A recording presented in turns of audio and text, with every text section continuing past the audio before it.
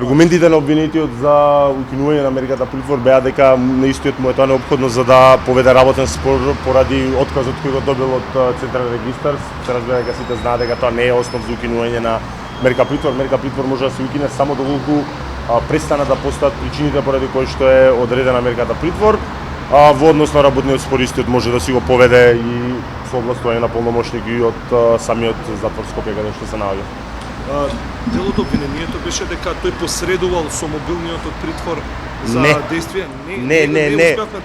Не, имаше службена белешка од затвор Скопје дека е пронајден мобилен телефон преку кој давал инструкции што да се објавува на неговиот портал јавно.мк. Тоа беше службена белешка од затвор Скопје, не е дел од обвинението.